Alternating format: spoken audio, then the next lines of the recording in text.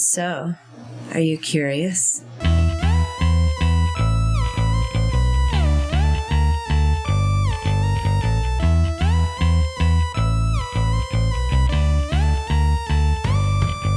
to the Curiosity Codex. I am your ardent enthusiast, Kyle Olson.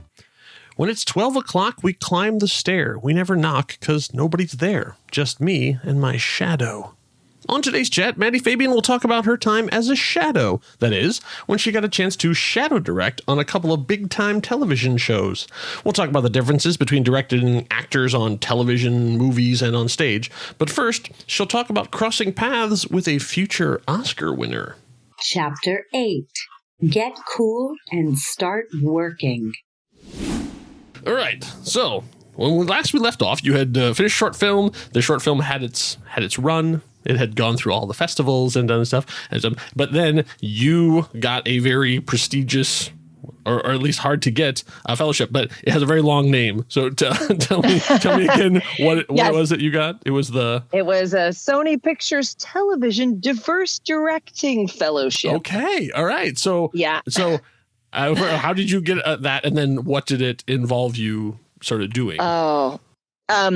Well, I filled out an application. There's many different studios that offer these kind of diversity programs because traditionally, television directors for years and years have been white and men.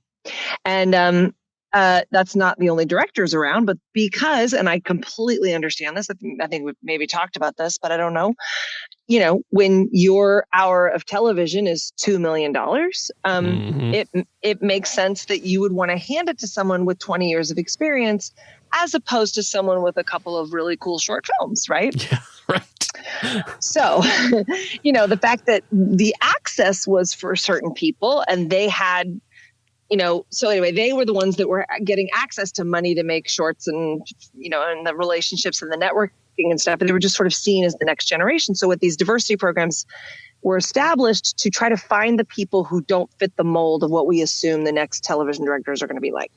And some of them are very successful in terms of actually getting people working as television directors. And some of them are less successful, but now they're all really pushing harder to actually make it happen. So that's nice. But anyway, okay. The Sony program, when I was in it, Barry Jenkins was in it with me. Okay. And so I got to meet him. That was cool. But he had not done Moonlight, and he was just a really cool guy who was in the class with us. There were about 25 of us. Okay. I filled out an application. I submitted my short film that I had done, my second short. And the guy really liked it. I got a phone call. I thought I was being punked. I remember I was on the 101 freeway driving, and he was like, "It's Brett King, and would you be available for an interview? I really like your stuff. I'm specifically looking for somebody who does comedy. You have a great comedy resume. You have experience in multicam, which is super rare. We want to place somebody on a multicam show. So, I basically just want to interview you to make sure you're not a psychopath." And I was like, "Can't guarantee anything, but sure." 2 stand 4. Okay, so unless I have forgotten, because we've had a break between the last episode and this one. What was your multicam experience? I don't remember that as being something we talked about. Did you direct a sitcom? No, I was at this is one of those crazy, like, oh my God, this happened to you. I was at a birthday party or a Christmas cookie party or something of a friend of mine who does multicams. And I swear, out of the blue, he's like, "Hey, you started directing. Would you ever be interested in seeing how a multicam works?" And I was like, absolutely. And so he goes, "Yeah, I know Andy Cadiff. He works on Hot in Cleveland. So I can hook you up with him and see if he does that sort of thing. And maybe you could shadow him." And I'm like, great. I have no idea when my friend is offering me this, what a huge thing this is. Like for years after, people have been like, "How do you get your shadowing gigs? Like, what did you do?" And I'm like, wow. A guy said, "Wanna?" And I said, "Sure." Kind of. I really didn't even know what I was getting into. And I got my second shadowing gig that way too. Like, it was just this weird thing where people like, "You're directing now, right? Do you want to come shadow on this show?" So I was very, very lucky in that way. And so, so I had shadowed on Hot in Cleveland. And I want to say that I had also shadowed on Big Bang Theory. Oh, wow. Okay. Yeah. That was, I say at the time, that was probably, at least, if not number one, then at least in the top 10 shows. Oh God, yes. Especially for comedy. Oh yeah. And Chuck Lorre, I think we've talked about this. Like Chuck Lorre is the guy, in multicam, and he is so diligent. And his director, Mark Sandrowski, he's a genius. So like, I never got to trail Jimmy Burrows, but in terms of multicam, I got to trail the very best people, and so that was great because I really watched the masters work and I learned everything about it. And it is very different than directing film or single cam television. Like it's a totally different beast. It's like a different language that you have to learn, but I did learn it and I loved it. I really loved it. And there were audiences there for both those, right? Yeah.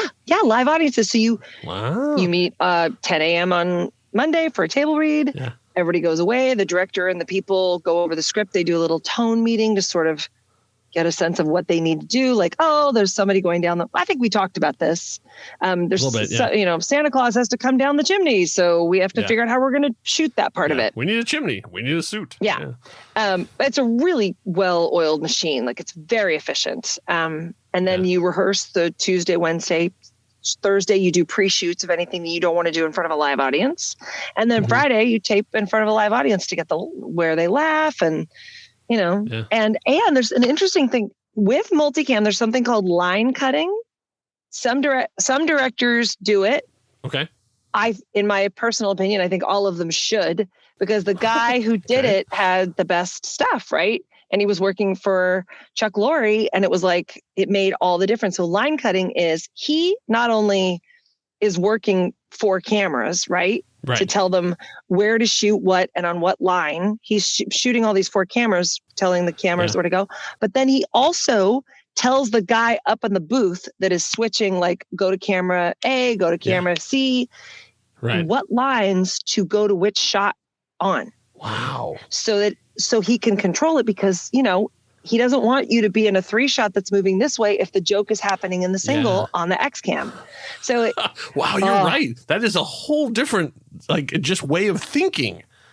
Because it also really cool. Because as opposed to single cam drama or whatever, where it's like, you get the shot, all right, good. Now switch. Now we're going to do that. It's like you want to do everything you can to keep it moving. Oh, no, it's a live performance. Right. It's the best of both worlds, because it is theater. Yeah. Right. But it's theater where you can tell the audience, now I want you to look at that glass half full of water. Right. Because while they're looking at the stage, they're really looking at the screens, and you can direct their attention. You can tell them what you want them to look at. So they look at the screens, they see that now the camera is showing you the guy in the bathroom with toothpaste still in his mouth, and he's looking shocked like he got caught. You've just told the audience what to laugh at, right? Yeah. It's really, it's such an art form. I loved it so much. So I had done a couple of shadowing gigs already. So what is a shadowing gig like? Is it basically just like you're just the silent observer? You're just sort of you have no official duty. You're just sort of walking behind with your notebook, yes, you are. Oh, that's really good. And I'm gonna write that down. Yes, you feel it is so like being a third wheel on a date. You can't imagine. It's so awkward and awful, because, part of you is also like, I am so close to my dream job. Yeah. I just want to do this. I'm literally 2 feet over. I'm sitting right next to where I want to be. Yeah. And it's that balance of I do have questions, but I do not want to, you don't want to be the one that stops bother everything. The director. Yeah. So, but so I just shut up and listened, and I'm really good at getting right in there and seeing what I need to see and making myself out of the way and completely invisible and quiet. I don't need to be the center, so I was able to do that, but it's still super awkward, because you do make friends, but there's also this don't get too close, because won't be here next week. Yeah. But I did have I had a very cool thing happen to me. There was a props gal on the first set that I ever shadowed on, and she worked props. Her name is Holly. She is in my cell phone. I haven't spoken to her since that day, but she told me, I want you to text me or email me when you get your first directing gig. Oh. And I have her number in my phone, and she'll be the first person that I reach out to. Wow. And I think it'll be pretty cool. She'll be like, She remembers. new phone, who it is? Yeah. But it's great because you do get the crew on everything is always so nice. And especially multicam crews, because they have the same directors over and over again. They become a real family. They have a very family friendly schedule. They're all really happy at their jobs, and they've been doing it for 20 to 30 years. Like they've all just been doing it forever. Yeah. So when somebody new comes on and has questions, they're so excited to answer them. They couldn't have been more excited to see a woman on the set because there are so few female multicam directors. It's crazy. So they were just always really excited to see me. So that was nice. But yeah, you basically, what I do is I do the job of a director without telling anybody I'm doing it. I get a copy of the script. I line cut. I know exactly. I write down my camera blocking, and here, like if I was blocking here, I would tell A to go here, B to go here, and I do all the blocking and all the thing. And then I compare that to what the actual director does to see how close my instincts are, what different choices he might've made that, I could learn from. But I always did the job because that's how you learn. Yeah. Sitting and watching is like fun and interesting, but you got to exercise those muscles. So they considered that the people from the fellowship then considered that experience? Yeah, well, yes, because again, you're talking about millions of dollars an episode of anything. Oh, sure. Maybe not multicam, but I don't know how much those episodes cost, but they also want to know that there's going to be somebody who knows, don't interrupt the director. Don't go up to the actors and tell them my kid loves you. Be cool. I see. Yeah. Because they're going to be putting you in those positions. They don't want you to be the one to be like, can you sign this? Yeah. And also, the truth is they wanted me to get a job. So they showed our films to the showrunners. I got in because this particular showrunner who was doing a multicam liked my film and thought it was, I made me a good candidate. So when I went to the set to shadow, it really was like, you're going to shadow a couple episodes and then, you'll be considered to do an episode next season. Right. Okay. Unfortunately, the show got canceled. Do you know what show it was? Yeah, it was the McCarthys. So Brian Gallivan created it. Mike Sikowitz was the showrunner. So he was the main guy. Okay. That's who you interacted with? Yeah, well, he's the guy who saw my film, okay. Yeah, and said, yeah, let's get her on the show.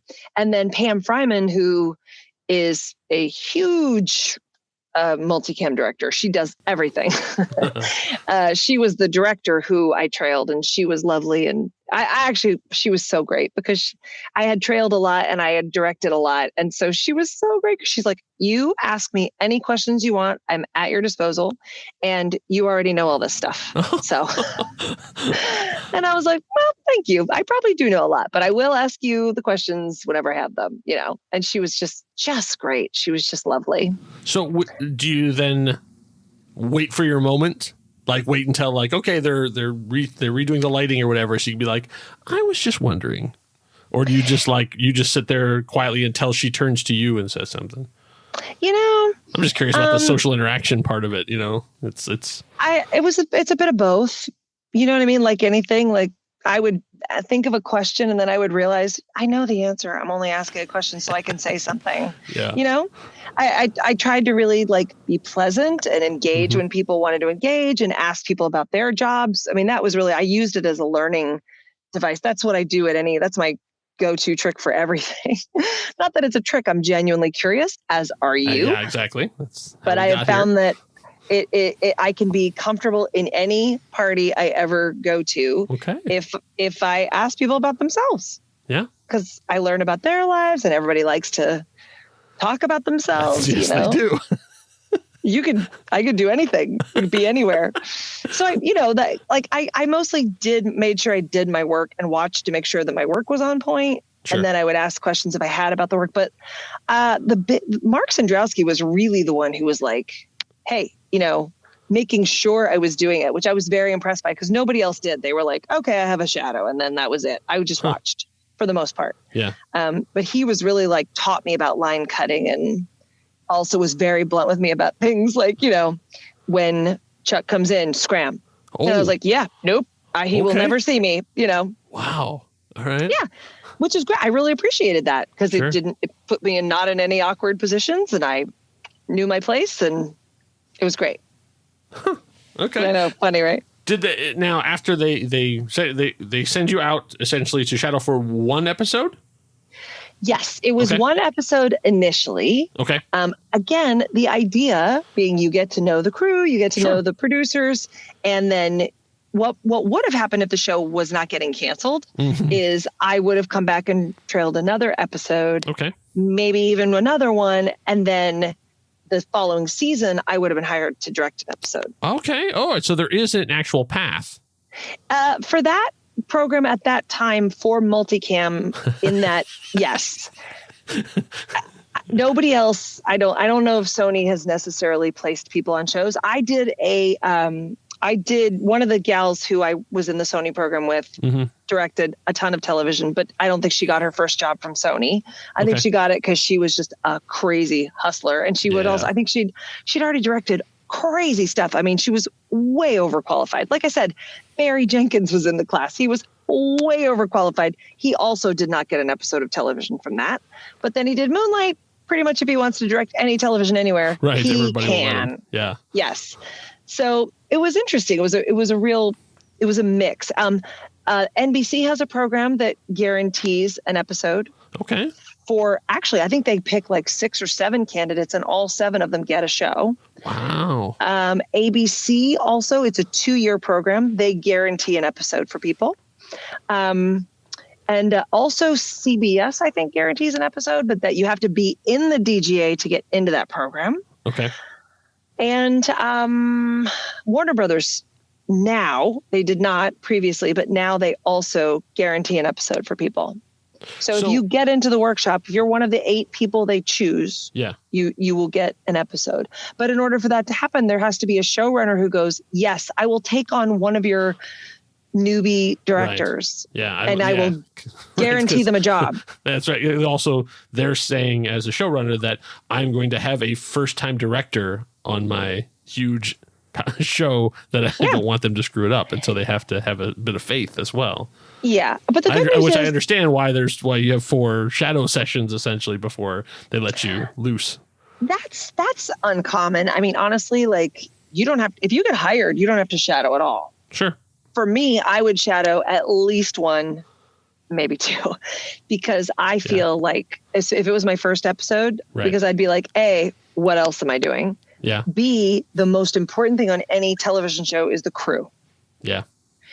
And if you are good with the crew, you know all their names, you understand their jobs, they love you and are rooting for you, they will make your episode brilliant.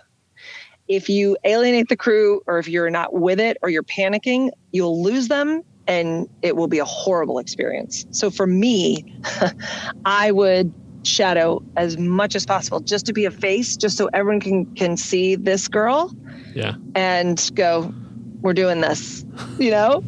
That's what I would do. How much interaction did you have with the rest of your classmates, fellowship mates, like the other people who were in the program? Well, what was great about it is there were 2 aspects of it. Like we did, I think, 7 weeks of classes once or twice a week, maybe twice a week, I think. So we would go and we would talk to, the VP of current programming to understand. It's where I learned things like, that not Better Call Saul, but Breaking Bad was such a juggernaut for Sony television, right? Sure. It was such a hugely successful show that then in a way pays for them to do other shows that bomb, right? Their slate of things balance each other out. And I had never thought of it that way. I had never thought about how much an episode of television costs and how much is riding on that, Yeah. So it was, we talked to these people who put the programs on the air. It was really interesting to get that perspective. We talked to directors that had been doing it for, 25 years and had been mentoring people and, who really believed in diversity and wanted to reach out and give their little tips and tricks because they weren't afraid of us coming up and taking their jobs. We met with casting people to tell us about their part of the process. Every aspect of television directing, they gave us some sort of little mini class in it. It was great. Wow. So this might not be a fair question, but having done like an independent film where you were on this stuff and being the director and longer shoots and all that kind of stuff versus the Madison, is it a fair thing to say one you like better, or is it they're such different beasts, even though they're the same, that it's sort of like it scratches a different itch? I might have answered my own question there, and I apologize. Are you saying multicam comedy versus film? Or yes, so is there a one that you? I mean, obviously you got to shadow, so you've been on there, so you felt the energy, even if you haven't gotten to have your name on the back of the chair. But then you also like have actually directed a bunch of stuff independent that's yours. Yeah, that you had to do all that stuff. Is there one you prefer to the other, or is it basically like this is football and this is baseball, and like sure they're both sports, but like there's a different energy to them? Yeah. No, I do prefer multicam. Do you? Okay. So you would be happy being the next Jim Burrows? Nothing would make me more happy. Yes. Wow, no. Okay. Because I am a theater baby ultimately. Sure. So I love a live show. Right. I love the schedule of it. Yeah. The schedule. Of course, we talked about that. And for me, like my favorite part of directing is working with actors and working on funny. Right. Right. Like I love setting up a bit. I love figuring out timing of jokes. Like Jim Burrows is very famously said he used to walk around like with his eyes closed and just listen. Yeah. To the thing being read, just listen to the words, because for him, comedy was rhythm and music. Right. And I feel very much the same way. So like there's the fact that you can build a performance, it works immediately. And if it doesn't work, you have a chance to fix it with a live studio audience. Yeah. Brilliant. Like it's such a fun, playful, obviously also very stressful because it's for network television in a studio, but who cares? Like, it's really fun. The energy is so high. Everybody wants it to work. Yeah. So I love that. And you don't kill yourself doing it. Yeah, that's true. So I would say no shooting until 5 a.m. Yeah. I have this really wonderful, as maybe you've heard, I don't know. I have this wonderful way of finding the absolute hardest thing to do possible. Like, so in the world of TV directing, that is like the most closed off. Like there's 5 people who direct all of the multicams. And now there's not as many multicams as there are other things, but there's only 5 or 10 people who do all of it. So breaking into that is so much harder, I think, than breaking into single cam. It's all hard. It's all incredibly hard. But so I have not directed multicam yet, but that would be, I loved it. I love the world. I love the people. I loved it. It's so close to theater and funny and everything I love. So yeah, I love it. What are your feelings on the laugh track? That's interesting. I find it, well, I enjoy it when they record an audience's laughter live. That's authentic. Yes. I don't enjoy it when they add laughter like Nickelodeon shows do. Like shows that record without an audience and then add the laughter later. I say no. Yeah.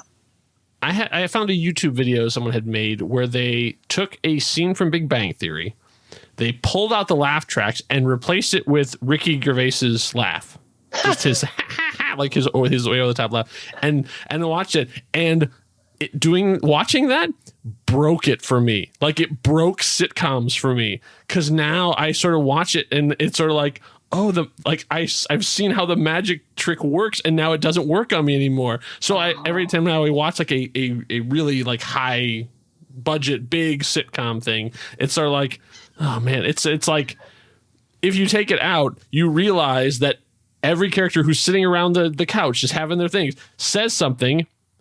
Then there's like a 3-second pause. Then the person answers. There's a 3-second pause. It's like, oh my gosh. It's like, I've seen the code of the Matrix now. Oh no. You think they're pausing for laughs that aren't there? Yeah. Because that's the thing is, what did the audience actually laugh there? And also I'm a little annoyed that because when you get to a certain age, like things were better in my day. Having watched everything from like Dick Van Dyke Show, I Love Lucy, all the way up to the modern stuff, the fact that they want every line to be a killer is like, oh man, like you gotta let it breathe. You got like, if you watch, not the pinnacle of comedy, but Friends, they would have 3 or 4 lines and then build up to the joke.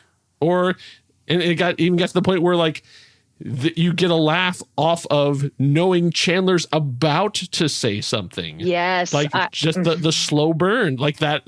I feel like that kind of comedy is kind of getting lost now because every character has to be the funniest, smartest, meanest person right from the jump. And so like every single line has to be laugh line, laugh line, laugh line, laugh line. It's like, slow down. Like, give the comedy a chance to breathe. I agree. Thus ends the sermon. I agree. Just because I love multicam and I got to work on some of the best multicams that exist, that doesn't mean that they're all great television, and that would be hard. Like I didn't shadow on anything that was like a hokey, bad script. It was really the people who are at the top of the game. And you got to look like the late, great Betty White. Oh, God, yeah. To see her work right up close. I did. She was incredible. She was so nice to me, as was Wendy Malick.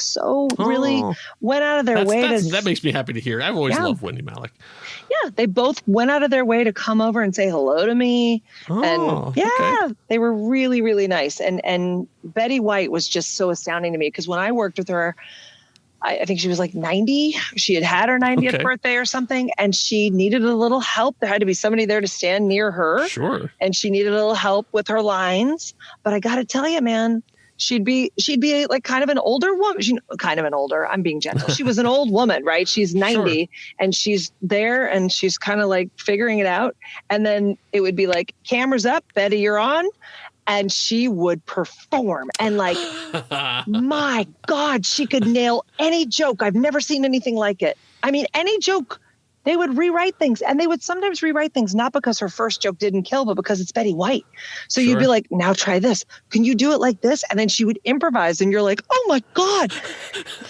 There was no joke she couldn't crush. They could give her the worst joke in the world. And she'd be like, bah, and just knock it out of the park. It was amazing. Wow. Yeah. So if you had, we'll drift into dream project territory before we get back to the real world. Yeah. If you were allowed to have the job, like, would you do a sitcom as they are being done now, or would you like want to do sort of what some of the things we've seeing lately, the live version? Like, would you like have it run like a play, run it for like half an hour essentially?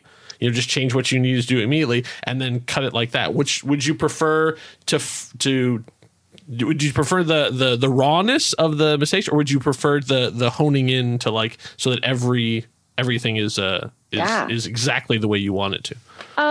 Well, what do you mean the way sitcoms are done now? Like, well, in terms of like, I mean, from my limited experience, like that, like they'll do a scene and then they'll stop, they'll convene, they'll go over, they'll change it, and then like as they're going there and then of course then it's longer than it needs to be, and so they cut it down to just the 20 minutes now. I think, how long is this? I mean, it's like 22. It's insane 20, I think I saw an episode of Bang Bang Theory. It was 19 minutes long. Like, oh my God, man, like let the comedy breathe, people. Sheesh. Yeah. That it's basically like, and everything is like polished to precision. So it's like it's all fit together, like I think. Or would you prefer sort of that, like All in the Family kind of, just like, we're going to let the cameras run. We're going to run this whole thing start to finish. That's the version that I've only ever seen done. Like, I don't. Okay. I worked on a show. I was on the set of a show that like, where there was no live audience. They recorded everything. Okay. Without I think How I Met Your Mother did that. They recorded it all because they had so many setups. But then they would screen it for an audience, so the laughter you hear is actually real. Yeah. It's just an audience, the first audience to watch the cut episode. Yeah, which is great. Which is fine. Exactly. Yeah. Like that. That was a pretty clever way to do it. But I like the way I love the way Chuck Lorre did it.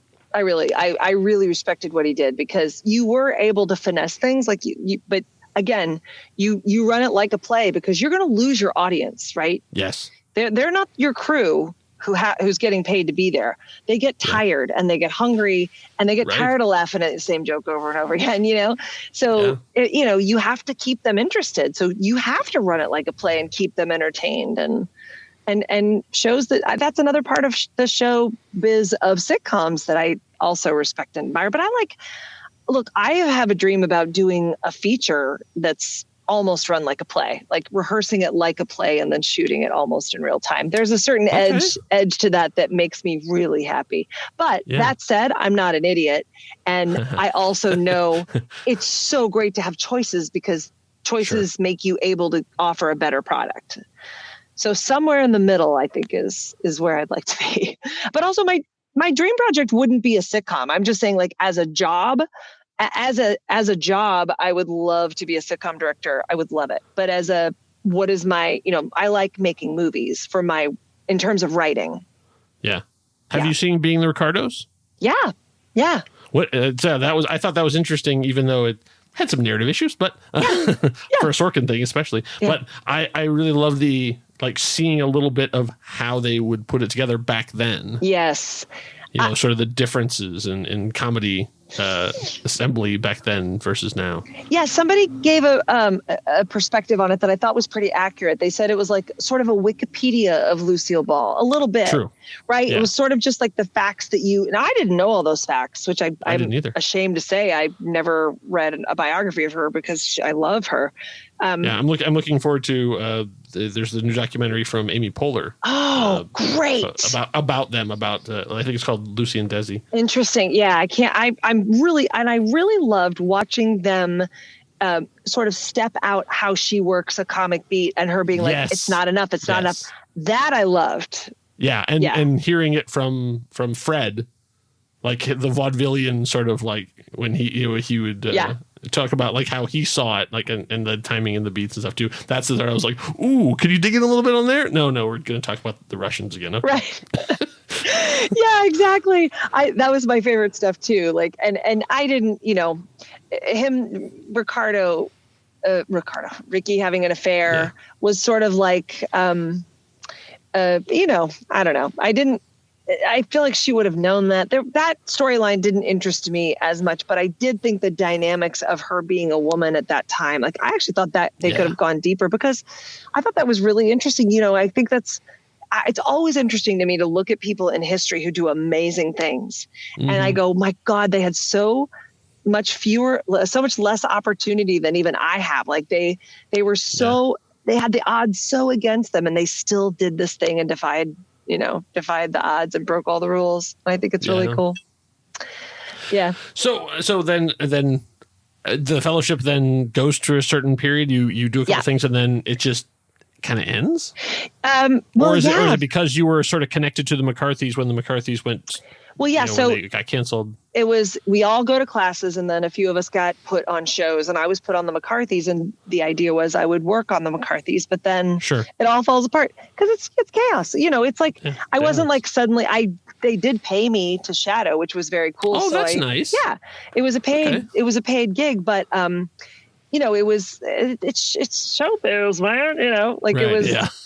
It was just this crazy kind of, but I got to meet the Sony executives and, so if I see them at events and stuff, I know who they are. And all right. Yeah. Are they still the Sony execs? Some people. Some people are still there. I know that there's a lot of turnover in that side. Mm-hmm. No, some of them are still there and some of them have moved on. And, I think it just depends. There are people who, why do we still have childhood hunger? It's very hard to actually make change. There's a lot of people that really want to, and there's people that will do as much as they can for it. And then there's people that are going to make it happen no matter what if it kills them, right? This is true for any issue. Sure. And, making change in the entertainment industry is a really tough, it's a giant, yacht. It's the Titanic. No, it's not. That's right. That's right. It does move. It just moved very slowly. Yes, turning that ship, and I get it. I really get it. So that was I like I said, I don't know that my class or any of the classes behind me were very successful in actually getting people episodes of television, but they did they did put us in a place where we could have gotten luckier than we could have gotten if we hadn't been in that place, you know? Oh, that's a good way to look at it. Yeah. And you feel positive about the experience. Like you feel like I loved it. You soaked in a lot of. Well, you and I were saying this before, like, look, and this is something I'm understanding the longer that I do this. For anybody who is listening to this, who has just started or is just thinking about getting into it, or has been doing it for a while and is thinking about going professional or whatever, the greatest advice I can truly give somebody is really understand what the job is. Because we all have dreams about what it's going to be like. But like for me as an actor, if I had really understood at a bone deep level that, like, look, chick, 85% of your job is getting rejected and auditioning. So as much as you love a character taking over and you love the fantasy of like getting to do a show and creating laughs and doing characters, that's all great. That's about 15% of your actual work most of the time. And the rest of the time, you're driving across town to taste a piece of pizza and go, that's delicious. So you can pay your rent so you can continue to be an actor. So it's like, there's so many of the things that are like, you have to sit for headshots and, you know, pay for exposure to places. There's so much of it is so unglamorous and distasteful and like not fun that you look at the pieces of what it is and go, yeah. And like the pieces of being a writer, right? It's not all like sexy. You're winning a screenplay winning an Oscar for best screenplay. Like, or you're sitting in a room and they're like, you know what? It's perfect. We don't have any notes and any changes at all. Like this is gold. Yeah. Oh yeah. Every word you put down, it's perfect. Right. 99% of the time for most of your career, the answer is you're not original enough, you're not cool enough, and you're not. Yeah. And it's really because you're just not working yet. And you're like, how do I start working? Like, I don't know, get cool and start working. It's like, it is such a catch-22, you know, but also you keep working on your craft, right? Like, but you have to, if you look at the fact that like, that program, I didn't get an actual job directing television from that. If I was to poop on that, no, because the whole point of it was to learn more and to get, every time I get on a set, I realize that I belong there. Wow. So it's not, for me, it's great to get on set because I go, yes, I'm not crazy. I do belong here. This will happen. This is something that this is where I belong. It's okay. That's first of all, that's fantastic. And second of all, that reminds me of something actually that John Scalzi, who's a novelist, said he didn't like suddenly wake up and decide he was a novelist. He realized that when he wrote something, what was easy for him was difficult for other people. And so he kind of went, oh, okay, I can do this because this is easy for me. Right. And so it was like, okay, I can, that makes it that much simpler. And of course, you know, there's 1,000 other things that has to happen there too. But like, it was that realization of like, oh, okay, for whatever reason, I'm built for this. Yeah. The temperament and again, it's really just not thinking it's supposed to go a certain way or not taking it personally, I guess. Right. Like just knowing, which is tough. Right. Knowing that getting the fellowship and having it be a big deal and having your name in the paper and then having nothing happen, it doesn't mean that you're not talented or that it's not your time or you're never going to work again. It means that's how that one day happened. And your career is this whole big lifetime of days. Because when you do what we do, you can do it until you die. You know, you can write a screenplay that, you know, I mean, every day. Stephen Sondheim was, you know, still working on his next musical. Yeah. Like when he died, you know, in his 90s too. Yes. Like, you so know, if you're lucky enough, you can keep working. For me, anytime I get to be close to it, work on it, you know, just do it. Like it was my dream to become a person who could do this. So every time I get to do it on any level, by any percentage, I go, that makes me feel fantastic. That's the advice I would give is like, you can always do it. So focus on that. So when you're in the system like that was consuming all your time, or were you developing other stuff, working on other stuff while you were in the fellowship? Or was it like that was the sole focus at the time? It was not like a full time. It was like and obviously you're a working mother, so like obviously you're doing that at the same time. Always raising a family, yes. Yeah. But I've always been, oh man, it's so funny. I heard this podcast today. They were interviewing screenplay writers, and I'm not even sure. It was very fortifying for me because they were like, how many scripts have you written? And they were like, gosh, I don't know, 4 or 5. And then some of them were like 10. And I really thought about it. And I was like, oh my God, I'm like way up there. I felt very good about that. Really? No, because I am always writing something or working on something. I was directing a lot of theater at that time. Okay. So I directed some theater. I was doing shorts still, and then also writing screenplays. I had a couple. Okay. Wow. You were just like creatively just flying out of the... I love working with people. So I had I think at one time I had 3 different co-writing screenplays being co-written. Okay. At the time around that I think that about 2014 to 2017, I think we were all writing projects concurrently, and just, sure. it was practice. It was great. Any particular shows that you directed theater wise that were especially memorable to you or favorites? I did. I didn't do full length plays. I was doing 10-minute short 1-act play festivals. Okay. Which was great. So stuff you had written or nope. Oh, okay. That was stuff people knew that I was directing, and I did it would be mostly for charity, right? They would do a night of theater to sort of support a cause. And I was very lucky. And I got to actually, one of the writers that I got to direct her play, she was a writer on the McCarthys. Oh, okay.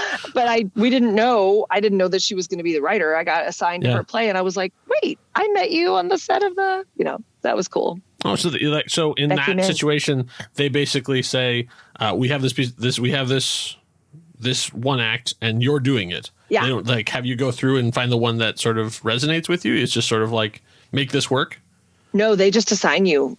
Interesting. Yeah. Okay. They match up writers and directors based on your work and what they think that you can do, or what you would like to do with what matches your style. And I got paired with the greatest writers, man. I loved it. Yeah. Okay. Yeah. Kelly Younger, Becky Mann. Okay, yeah. I was gonna say people you have to know their names. I'll think people you still know or are still sort of kicking around. Definitely. Awesome. Because also I had not really directed a lot of theater. I had mostly done film, so I was really I don't know. But at the end of the day, we had a ball, and they were very supportive and very nice to me. So okay, so then as a director who has then directed both things, what is the difference that you of a direction you give to an actor on a stage versus in theater? I mean, obviously bigger and smaller. Oh, wow. But if someone's not getting it, is there a different way of approaching a stage actor versus a theater actor? I guess I'm asking multiple questions in there. No, that's a good question. Yes. Because yes and no. So things will translate differently in a theater, right? If you need, I once saw Parker Posey do a play. Oh, okay. And I was surprised because I love Parker Posey, but no one said this is a totally different medium and you have to sell a joke. Oh, it's a very different set of skills. You got to Nathan Lane this shit, lady. Right. So anyway, you would, I guess there is that, there are certain theatrical things but most of the actors I worked with had done stage. So I didn't have to adjust them. Don't hide your face, cheat out. Oh, and right. Yeah. Don't do this while don't stand in front of the other actor. And yeah. It was pretty easy. It's not really about directing the actors so much, because usually also when you're doing comedy, a lot of the rules are the same. Stay as grounded as you can and go as far as you can go. That's true, actually, I would say, for both stage and film, right? I don't ever want to see you, nudging me with your elbow, hey, isn't this funny? I don't want to know. You have to be dead serious. You have to be so dead serious that it makes me laugh about whatever this thing is that you're doing, Yeah. So it's not, but I will say the one thing that works for me on stage that doesn't work on film is when people, if they have to fake cry. Okay. On stage all day, I don't care because I can't see their face. If someone does the head in their hands and they're sobbing, I'll buy it. Yeah. But if it's on camera and someone does that, that's a no-no for me. Wow. Okay. I just watched. I won't call them out. I watched a recent show, and they had a kid crying, and I was like they sort of like the hero finds the kid in there, and I was like, oh, why would you make a kid do that? Like crying like it was hard enough, but like this kid's probably 12 or 13 years old, or just like, and I'm like.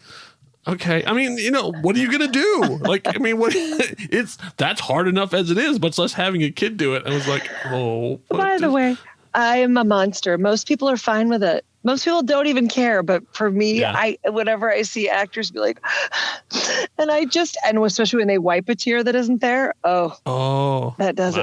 That sends me over the top. I'll tell you and this is the weird things that make you cry in movies, which we don't have to get into. That could be a whole thing. But there was in the last Spider-Man movie, there was a major character dies, and it was like, and there's it's the big death scene, and like, it's like, going back and forth. And I was like, oh wow, this is really affecting it. Like, I'm like, okay. But I'm fine. Like, I'm just like, inside, I'm like, oh yeah, this is a big, oh wow, this is amazing.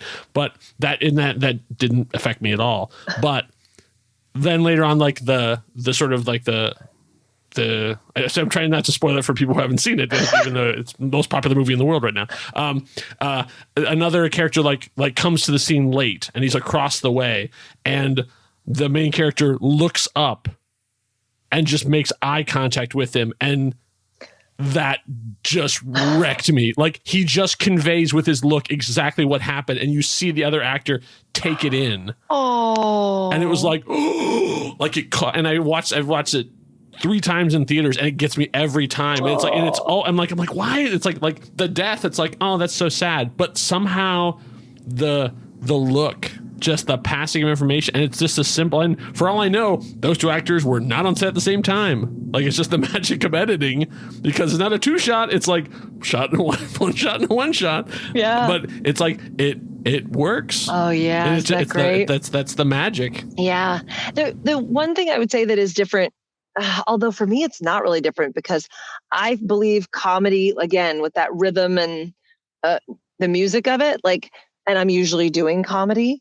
When you're on a stage, you have to really direct the heck out of that. Like, you have to sort of offer to people, like, take more time with that. Give yourself. Oh, right, yeah. Yeah. Whereas, especially with newbies, when they want to rush to the punchline, it's like, no, give it a second, let it breathe. Yeah. The audience is with you. Yeah. And with film, you can cut it together at any length you want, Yeah, and even with audio drama, I do the same thing too. It was sort of like, oh, you rushed that one. I'm putting in a 3-second pause there. Right. Exactly. Yeah. So you have with theater, obviously you can't do that. So that's the thing, really. Right. I think the timing of things, the rushing, louder, faster, funnier, or let it breathe, give it another beat. Like, that kind of stuff is probably really the only difference, I would say. Okay. Because when somebody's doing a film scene, if they need, especially if it's an emotional thing, they can take all the time in the world they want to get there. Yeah. Right. We'll just roll the camera, and then we'll edit the crap out of their performance, and it'll look like they, it's actually, it's a little bit easier on that level. Yeah. It's almost like cheating. Yeah, almost. Yeah. I remember in Fight Club, there's a shot where Edward Norton bares his teeth, and he has blood all on the inside of his mouth. That actually wasn't part of the scene. That was them off camera saying, "Hey, Edward, do you have blood in your mouth?" And he was basically turning to the camera and showing them how much was still on his face, because it was part of the scene. It was thing, but their shot was so good. Oh wow! That Fincher just put it in the movie. I've done that. So he cuts it so it looks like the boss is saying something to him, and he's turning to him and showing him blood on his teeth as sort of like an intimidation thing. And it was like, oh, that was a completely manufactured thing. The magic of cinema. Oh yeah, I love it when that stuff happens. We've totally used stuff like that in the movie that I'm cutting right now. Oh yeah. Oh yeah, yeah. There's a thing where a woman had to react to something, and we had 2 takes, and we didn't quite get the variety that we wanted. It just wasn't. Who knows if it was the end of the day, she was tired, who knows? We just didn't get it. And then we were just watching the takes without, we were just watching, and all of a sudden I was like, what was that? And it was that the camera was running when it wasn't supposed to be. and some noise had gone off, and everybody at the table, like, went like this and looked over. Yeah. And I was like, well, that's what we need. And so we used it. Yeah. Brilliant. Yeah. Yeah. I love that stuff. All right. So then, okay. So we have 100 things going on then, a bunch of different projects. Like, what was the next sort of big one, I guess, that came along that wasn't just like a small piece of something you were trying to do? I continued, let me see. I continued to shadow. I shadowed again. I shadowed on Scandal. Yep. We talked. So you mentioned Scandal before. You Madam's Secretary. You talked about going in there. So okay. So let's talk about that then. Those happened we talked after a little the bit fellowship. about that. But now let's compare and contrast then. So multicam shadowing versus single cam, like long, like an hour-long drama. What is the difference in the as the person who is not supposed to be on set as the fly on the wall? What is the difference in those two things? Because it's a lot longer of a time. First of all, it's not one night; it's a week. It's very funny because, from a personal experience, multicam is like going to fun theater camp for a week, and a single cam 1 hour drama is like getting dropped into a hole for 10 days. And there's war going on around you. Okay. And then you come up for air, battered and broken, but excited about what you did. No, it's really intense. And especially when it's a drama, it's so intense. I mean, they're basically doing little movies, right?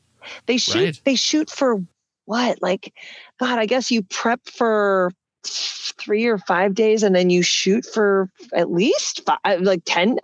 I'm trying to remember what the schedule was, but it was a lot. It was a 3-week schedule at least. Yeah. Whenever I watch like a intense like drama, especially like a sci-fi drama, and I see the director back to back, I was like, man, are you okay? Because like the amount of work you have to put into prep before you even are shooting, and to like be doing that at the same time as you're shooting an episode. Like, oh my God, wow. Yes. I hope your family missed you because you were gone. Oh yeah, no, you can't. You could, because you have to be the first person on set and not the last person to leave, but like you're not leaving early, certainly. Right. And it's just, and you're always on. You're always, there. Even though you have a good first assistant director, first AD who runs the ship, and you have a team of incredible professionals. Like, it's glorious how it works, and they've all been doing it. Like, that's the difference between doing a movie and doing a TV show. Is these people, right? Especially if you're an episodic director, you're not doing the pilot. You're coming in when they've been doing this since they're in season 2 or season 3, so they have a rhythm and. They all know each other. They know their jobs. They've encountered just about all the obstacles, and and they love new obstacles because it makes their day more interesting. Right. So that is it's similar, I guess, in that. Well, it's different in that you don't prep for multicam, right? But for single cam, you have to scout locations if it's not shot on a soundstage, right? Right. You have to scout locations. You have to sort of do a tone meeting. It's, going over the script and finding anything like, how many extras do you want for this scene? Right. Right. What's the look? Which wedding cake do you want for the, like, how do you have to hire stunt doubles? If you're going to have stunt doubles, those people actually come in and audition. It's not just like, oh, wow, you actually meet with those people. You have to hire the smaller parts of the show, the people who are not the series regulars. Oh yeah. Yeah. Or the aide who brings in the paper. You know? Yeah, you have to hire all those people, and wow, yeah, you have to figure out, and that's all the director. Oh yeah, yeah. I mean, obviously, it's not like the director. Well, sure. I mean, there's a showrunner, and there's a production staff. I get that. But for the most part, I believe my experience was that the director pretty much had the final say. The director picks the actors. The producers weigh in. Sure. Maybe what happens is the producer sends picks to the director, and then the director, out of the 5 people the producer sends forward, the director's like, I like 2 or 3, take, or that one, So that's interesting. And so it's all of the, yes. And then also you're talking with the set designer about how you want to shoot things to make sure, like, if you need to move a wall, you got to tell them we're going to move that wall. Right. Right. It's way more involved. So for that, your shadowing from like day one, like director gets the script, you get the script, and you're following from there on? Yes. Wow. Okay, so it is almost a month, right? No, it's when I think two about or it, 3 weeks. I think the shooting schedule that I was on was usually like 8 days of shooting, 7 or 8 days of shooting. Oh, okay. So it was just shooting you were shadowing on? And then you also did the 3 days of prep. So it was probably like 3 days of prep. Okay. like 2 weeks. 2 weeks. Total. Okay, 2 weeks. Total. Okay. Yeah, that's actually right. Because when I was on Madam Secretary, I was there for 3 weeks, but that's because we were also finishing up the previous episode, and I got to watch that director work. And then I started on prep with the new director and went through the end of that episode. So I got a lot of experience on that one. And it's all of the steps, but it's all this microcosm, right? Like because it all has to happen in 11 days. Right. So it's the military unit. It's like this, then this, then this, then this. It's like everything has to be precise and on time. And yeah, you have to, you have to, okay, all of everything that's going to go on that screen has to go in front of your eyeballs first, pretty much. I mean, not everything. Like, I don't have to pick out the jeans that Susie's going to wear necessarily, although some directors. But you're going to get a picture of somebody wearing the outfit and you have to approve that. Yeah. Yes and no, not for just an everyday. Like if it's a series regular character and she's going to come down going to school, right? I don't have to approve her wardrobe unless there's some kind of like story point that I'm like, she can't be wearing red because later on the boyfriend says that red's his favorite color. You know what I mean? Like, if there's something that's my job to watch for that, to make sure that people don't, because that happens a lot where wardrobe people will get an idea or set people get an idea and you go, no, that doesn't work because it goes against story. So the director is the person who protects everything, protects the story from, carries the story forward. And so, but if there's special things like she gets her prom dress and it's a big deal, or the letter jacket or something, or he has to wear a tiara, the director's going to pick which tiara. Okay. So if it's a story point, the director will have something to say about it. Yeah. So in that 2 week time, do you ever see the writer? Do you talk to the writer? Or is it like by the time the director gets involved, the script is locked and they're already on to the next thing? No. On television, the writer is king. You see the writer all the time. Okay. The writer is on set, and I'm sure it's different for different shows. Well, sure. Yeah. In your experience is all I'm asking. But I will say, depending on the writer and how, I guess when I was doing Madam Secretary, the writer was Barbara Hall, so she was also the showrunner and creator. Oh, hey, that's pretty good if you get like a showrunner written episode. Yeah. That's usually means it's a really pivotal episode or something important is going to happen. Yeah, it was the finale, and she was great, but she was also pretty chill about, like, Barbara Hall is the writer who goes, "You're the director. We're in our 3rd season. You know what you're doing." Like, she's not going to comment on the acting or directing as much. I mean, she will if there's a problem, but for her, she's a little bit, where some writers are on a Shonda Rhimes show, they know what Shonda wants and what Shonda gets, what Shonda wants. So if largely what I saw the director do there, he would tweak performance a little bit but for the most part, the writer would be the one who would say, "Hey, can he say this with a little more oomph?" Or and the writer says that to the director, and then the director goes to the actor and says, "Can you say it with a little more, very interesting." And so on Scandal, Shonda Rhimes was there? No.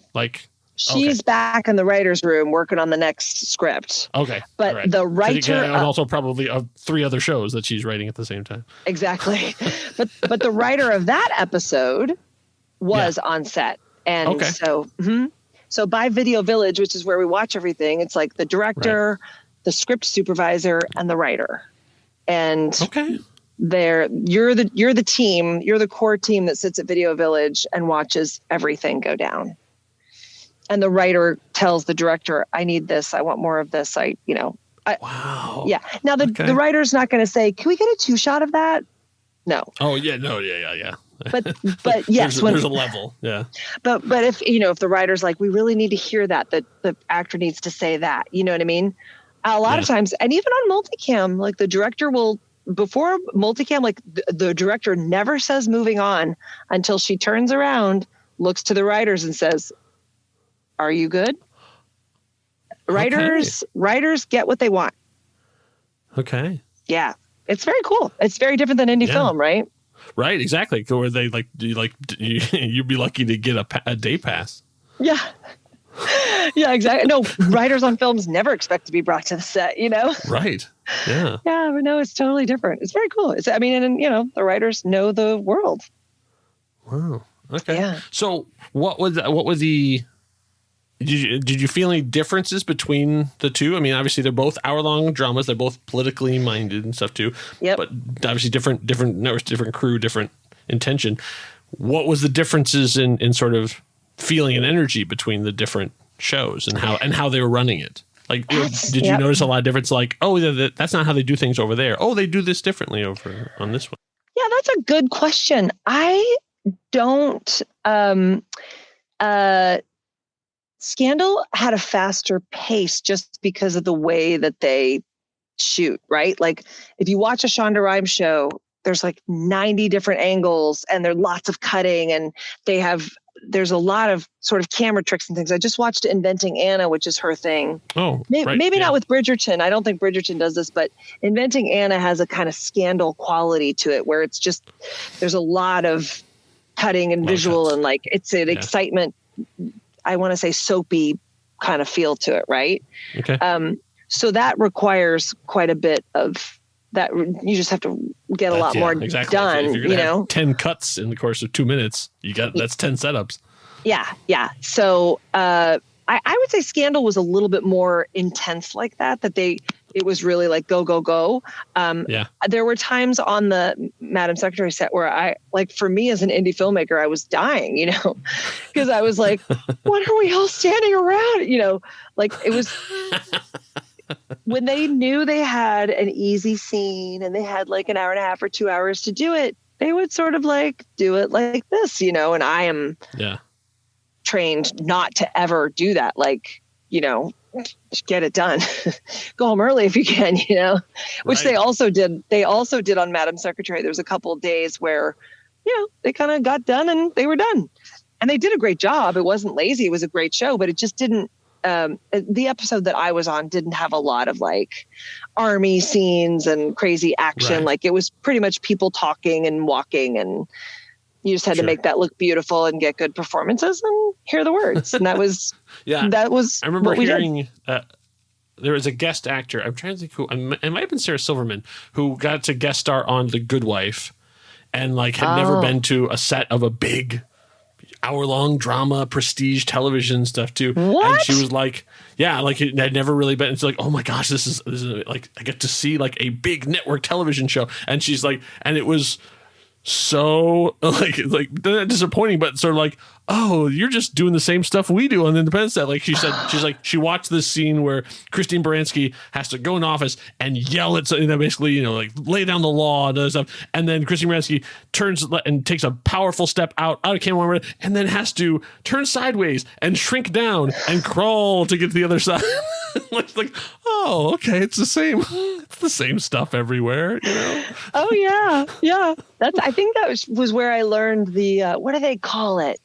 The process. It's a process when they have to show people riding in a car at night. What do they call it? Poor man's process. Poor man's process. Right? Yeah. Where there's a couple Teamsters with 2x4s just quietly shaking the car. I could not believe that when I saw it. And now I watch for it all the time. It's like a thing. I'm like, oh, they're not really driving. Right. I love that stuff. That stuff is really cool. Like look in the background and, see that it's just a looping animation. Yeah. Yeah. So it was way more intense than comedy. People are getting tortured and, a lot going on. And that's where we're going to stop the conversation for today. If you'd like to hear more of Mandy's voice, she's got her very own podcast. It's called The Mand Cave, hosted in collaboration with her friend, Mandy Kaplan.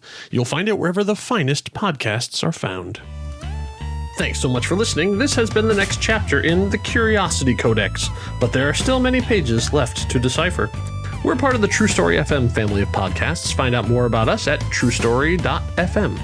Our theme music is Intrusion by Severed Personality, aka Kevin MacLeod. The voice of the Codex is Vicky Hall. Find her on the web at vickyhall.squarespace.com. And my name is Kyle Olson. The Codex is closed. For now.